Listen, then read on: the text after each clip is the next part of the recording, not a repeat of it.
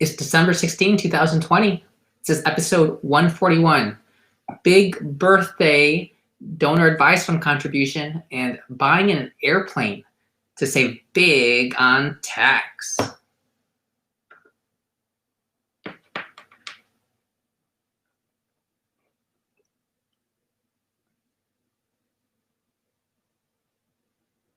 Oh, sorry, I am playing something else in the background there. Okay. All right. This is the 39.6 Facebook and YouTube Live Finance Show, the show that teaches high earners like yourselves how to make your money work for you so you don't have to work for your money. We talk general investing, taxes, real estate, syndications, Airbnb, paying for college, paying for childcare, and even the car you drive. In today's episode, I talk about our donor advice fund contribution, how you can't get holiday stamps anywhere, and buying an airplane. All right. So, yes, today was my birthday, still is my birthday, for a couple more hours here, and for a few more hours, depending how far more west you go. All right. So, yeah, it's all downhill from here. Craziness. But as one of my partners said, that's when the fun starts. Like, you know, when you're on a ski slope. So, awesome. And we were supposed to do this on Giving Tuesday. I did my episode about a donor advice fund and opening one up. I've been trying to get time with my wife in front of a computer for like 15 minutes to actually make the contribution together. So we do this together. It's very difficult to get that time in the evenings when we're dealing with the kids because we still have to put one of them to sleep, which is like a multi-hour process. So anyway, after like weeks of waiting, I just said, you know what? I just got to get this done today. Went over it together verbally with her. So we're all 100% on the same page here because these are not things we do unilaterally. But I want to have 2 more weeks left in the year so that there's still time for potential tax loss harvesting. Like I could do the donation on December 31st, but if I do the donation and I'm going to buy something equivalent at the same time, and then it goes down in value, then I'll have time to tax loss harvest. But if I don't buy it before December 31st, there won't be that window. So we donated $100,000 today. I don't know if I'm going to show this one on YouTube, but yeah, we donated $100,000 from our taxable account in shares that all had long-term capital gains. Some from like 3 years ago, maybe, and then some from last year. This washed up actually most of all of our capital gains, and we still have some money left. And then as soon as I did that contribution, I then logged into Vanguard and then took $100,000 that was sitting in our money market account and used that to buy back $100,000 of equities. Now, I had basically donated from the Total World account. I had actually bought this on my episode of Tax Loss Harvesting on December 24th, 2017? Oh no, 2017 or 2018? 2018 maybe? 2018, yeah, I think 2018. Although I'm not really sure about that. But it was, yeah, December 24th episode when the market had actually like gone down like 4%. And I had already traded like multiple times on tax loss harvesting. And then I was like, I'm out of alternates. And so I decided to put it all together into Vanguard Total World. And I've had those shares, like $100,000 of those shares since then. And so there was a whole bunch of gains in there. And I took 100,000 of that. Actually, it was like 92,000 of that, and then like 8,000 of something else that I had that had gains. And it was only 8,000. So I was able just to completely clean out that entire holding, completely simplifying my brokerage account. So like 8,000 of one and 92,000 of another, $100,000. And then I went back and I took $100,000 of cash and I bought $55,000 of total stock market index and then 45,000 of total international index, because the US to international ratio is about 55-45. I think actually today it was like 60-40, and I could have done that, but I just did 55-45. Partially because the bigger, I was thinking about doing an even 50-50, because that gives you more likelihood of being able to tax loss harvest more by having 2 shares of bigger amounts. But to keep the allocation about the same, I just did 55-45. Actually, I think when I looked at the breakdown, it was like 57% United States or 58%, and then the remainder was international. So it was close enough. And we have new money that goes into equities pretty much every month anyway from our retirement accounts. So it doesn't make, I mean, this is like a rounding error of a few $1,000s in terms of our allocation, asset allocation percentages.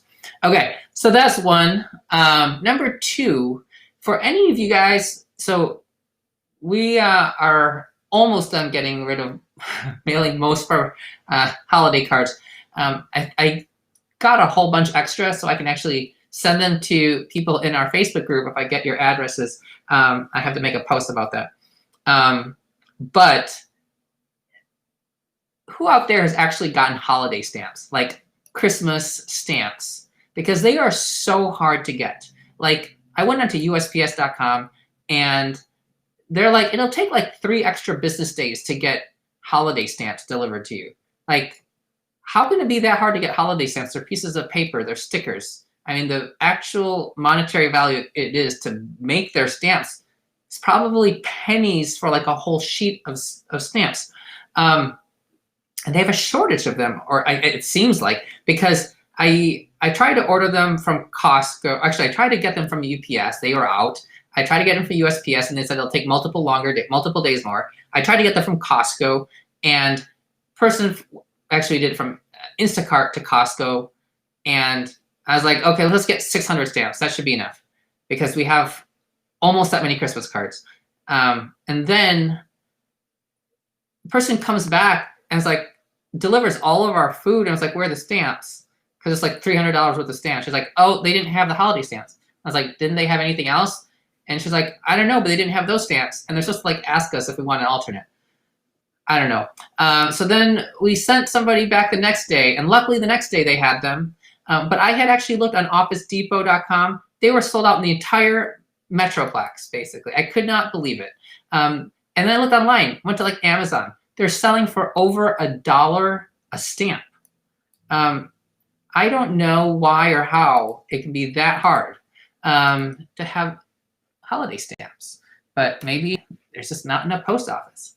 Okay, so that's number 2. That was just a little aside. But number 3. All right. I talked about buying a Tesla X or other big 6,000 plus pound car the other day because 6,000 plus pound cars have no limit on how much bonus depreciation you can take.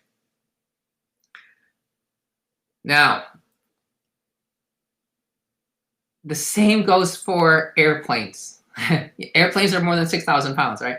But this is actually, I mean, this is insane. Okay, so these bonus depreciation rules, it kind of scares me that these rules are out there because, like, well, I mean, it's great because it incentivizes people to make purchases and stimulates the economy, and they get tax breaks for this, and I don't know, but it just feels bubbly to me that people can just bonus depreciate something that they use more than 50% of the time for business use and depreciate 100% of it in the year they acquire it, as long as the business use is 100% for that calendar year. So this article here, this was just posted October 14, 2020, and it talks about some clarifications the IRS has come out with on bonus depreciations for business aircraft. It says the Treasury Department and the Internal Revenue Service announced final regulations allowing businesses to take a 100% 100% tax depreciation deduction for the cost of assets, including new or used business aircraft in the year the property enters service. Okay, so again, it has to be entered into service by the end of 2020 in order to take the 100% depreciation for calendar year 2020. There are some rules about this. Again, it has to be used more than 50%. They link you to actually directly to I found the IRS webpage. They had an article September 21 finalizing some regulations about this, but there are some clear clarifications. And then here is like this Federal Register, the Daily Journal of the United States government. And it's all posted in here. So there are some rules, but it has to basically be eligible for modified, accelerated, the MACRS type of depreciation method, which from my understanding just requires the more than 50% business use in any given year. If you use it less than 50% business use in any given year, then you get in trouble, you get depreciation recapture. Here's another article, 100% bonus depreciation for private aircraft from the National Aircraft Finance Association, gives you a nice example and says, yes, if you buy a $2 million aircraft, you get $2 million tax deduction at the 37% tax rate. You would then get 37% off of 2 million, so that'd be $740,000. Crazy tax deduction. Now, if you were to not take bonus depreciation, the regular MACRS schedule, which potentially can be done over a 5-year period. It says aircraft that are used in a trade or business or for the production of income. This is coming from the National Business Aviation Association. Aircraft that are used in a trade or business or for the production of income, primarily operated domestically and not used in a common or contract carriage, may be depreciated over a 5-year modified accelerated cost recovery system, the MACRS schedule. So that's 20% in the first year, which would basically be like a straight line depreciation. But then it gets higher in the second year to 32%, then back down to about 20%, then 12%, 12%, and then 6% in year 6. So that's what it would be regularly, but because you can take 100% bonus depreciation, you don't have to take MACRS at all. You can just do a bonus depreciation. That's a form 4562, I believe, on the IRS tax form. Yeah, there's 4562 depreciation and amortization, including information on the property. There you go. One of the caveats when you're doing this bonus depreciation thing is that when things are in a certain category, like if you're going to buy a car for business and you're going to take bonus depreciation in a particular year, then like all the cars you buy that year, you'd have to take bonus depreciation on. You can't like pick and choose. Okay, so that's one of the catches. And that's different from a Section 179. In Section 179, you can pick and choose. I want to do a 179 for this vehicle. I just want to do straight line depreciation for that vehicle, whatever. If you do bonus depreciation, all of your vehicles will get lumped together, and potentially some other items you would buy too if they get the same type of category. And that I'm not 100% clear on. Now, example of this, Grant Cardone had actually bought a Gulfstream. And you can see this video on YouTube from Grant Cardone's YouTube channel. But so December 13, 2018, he tells this story, and I had heard him talk about this at a conference a couple years ago. He says, December 13, 2018, his accountant comes up to him and is like, hey Grant, we have a problem. It's like, what kind of problem? It's like, we got a huge tax bill. And Grant's like, well, have we done every possible thing we can do? Cost segregation on every property, everything possible. And I'm not exactly sure when the Tax Cuts and Jobs Act had actually come into place. Okay, it was in play for 2018. So the Tax Cut and Jobs Act was already in place, but the bonus depreciation issue that changed in September 27, 2017. If you bought properties after that, you could do the full 100% bonus depreciation. That's when that bonus depreciation rule changed, and it also again allowed. It changed it from 50% up to 100, but also allows used items. Okay, which is the two big changes. So they'd already done like all the depreciation they could on all their assets and still had a gigantic tax bill, 7-figure tax bill to pay. So he's like, okay, we could like donate money, do different things. But he decided, I'm going to buy a jet. I think he already had an airplane before this, but he bought a Gulfstream 550, a G550. I don't know airplanes, but this is like a big plane. This is not a small plane. This is not like, here's your single engine Cessna. I mean, it's a big airplane. I mean, you can see some pictures of it here. So he bought this plane, and the sticker price for this was like $45–50 million, at least at that time. And boom, he took the entire thing off his tax bill for that year. Either that, or he took it in, or he got it in 2017. I've looked at different things, and I'm not actually clear exactly when he got this, because there could be some typos in some of these listings of when he did it. This article here is September 3, 2018. So maybe it was just, in December of 2017 that he got it. I read one article that he got it before bonus depreciation took place, and I've seen other things that suggest he got full bonus depreciation.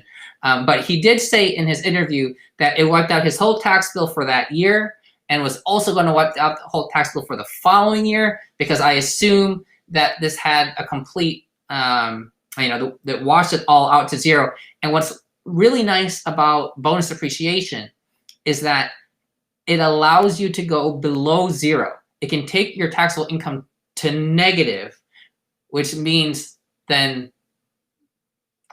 my understanding is you can then carry that forward and then use it again.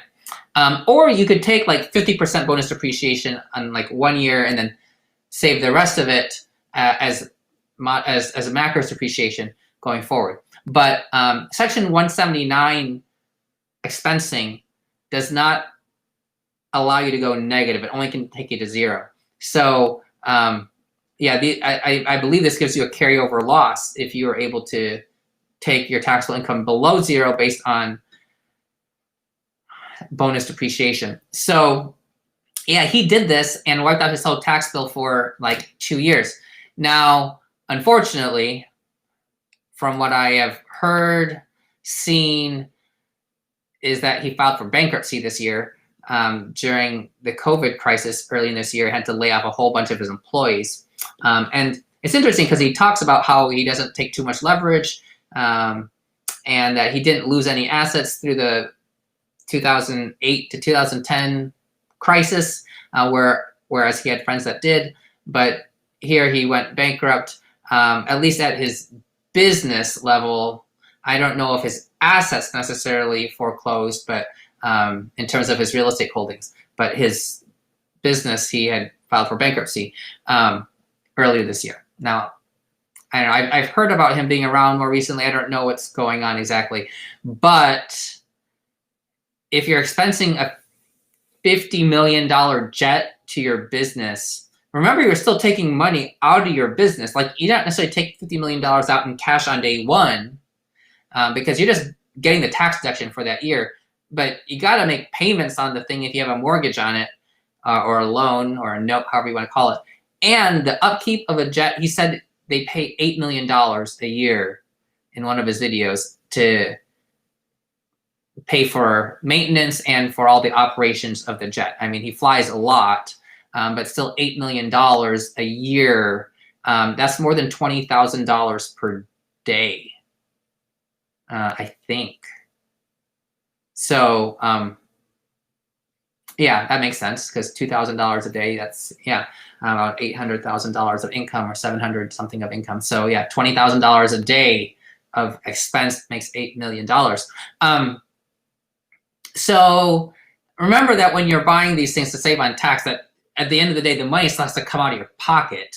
And sometimes paying the tax on something so that you have more cash in your pocket might be the more prudent thing to do. But if you're spending the money on the plane, and that plane allows you to make more money in your business because now you can actually fly more places quicker, save on time and whatnot, then sure. But you might not need to spend $50 million on that, right?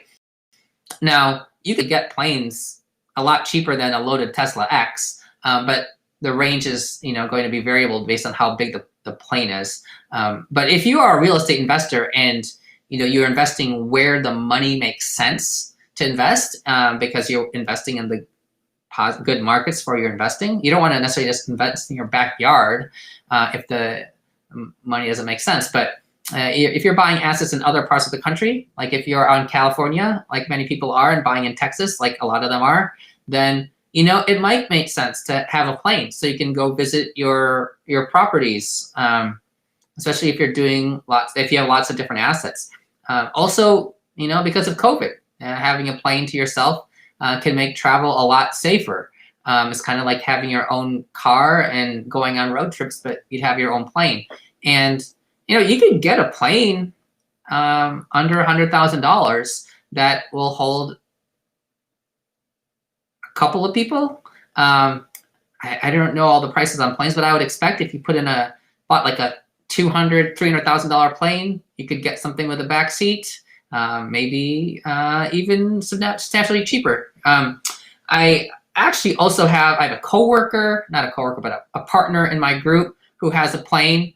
I work for an oncology group all over Texas, and if I were one of the board members, I could definitely foresee needing to travel literally we have practices all over the state of Texas, and Texas is its own little country. It's not even that little.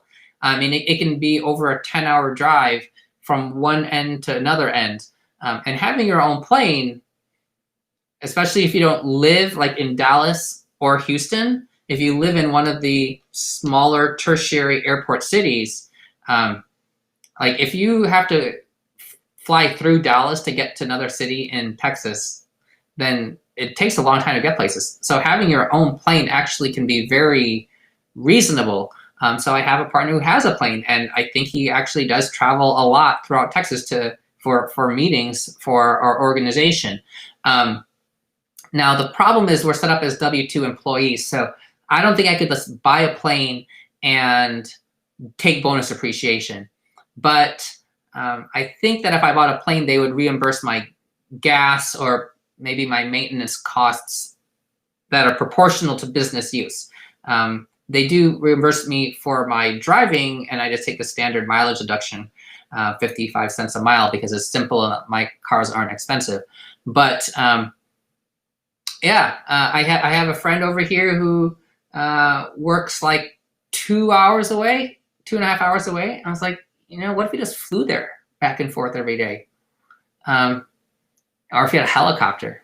Actually, helicopter would be pretty cool, because you can like land a helicopter everywhere. You don't need an airport for a helicopter, right? So if you had your own health facility and you had a helipad on top of your building, and if you worked at multiple different facilities, like I have to go, well, before COVID, I'd have to go across Dallas and Fort Worth for meetings, and that's like a 40-minute drive. And I could have to go back and forth during the day. When I was living in Detroit, we had 2 campuses at Beaumont, and they're like half an hour away. And I can imagine administrators having to drive back and forth throughout the day. If you just had a helicopter, it's like 5 minutes, right? That'd be pretty awesome. So anyway, there are very reasonable reasons to own a plane for business use, especially if you do big business activities, like own big real estate assets, or you're part of really big healthcare groups where, I mean, the dollar amounts of revenue can be gigantic. Like, I don't think anybody would really blink if I bought myself a $100,000 plane for business use, just based on our income. Because we have business all over the place all the time. If my income were $100,000, I don't think buying $100,000 of an airplane would make sense unless my business literally was like aircrafts or something along those lines. But yeah, if it's a small percentage of your income, why not? And heck, that would be an incredible tax deduction to take this year. But then it comes down to like, you have to like use it enough, right, to make it worth it, because you have to, all the ongoing costs are substantial. It's not really the upfront cost that would prohibit me from buying a plane. But one, I don't fly planes. But then two, the storage, the maintenance, it's just more stuff to deal with, more headaches, more things to worry about. But if I were like an administrator, if I were on the board of my group and I was traveling all the time between practices, and a lot of the practices are in small towns, could be reasonable. So anyway, there you go, Kathy. One more episode on buying something big to save on tax. Countdown is 15 days, not to purchase, but to put it into business use. You don't even necessarily even have to buy it before. Like literally, you could have like a 0 down contract. You know, like those sign and drive deals like they have for like some car things. All you gotta do is sign and drive.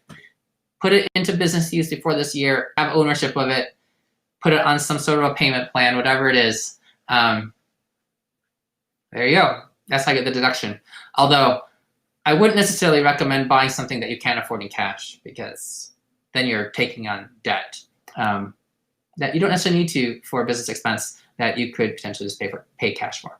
Okay, but you don't necessarily have to pay all the cash right now. All right, that's it for today. Episode number 141 till episode 142. Strictly for my entertainment, hopefully yours. I forgot to check the chat box. Okay, nothing in the chat box today. Have a good night, everybody. Until tomorrow. Countdown to Christmas, only 9 days. Take care.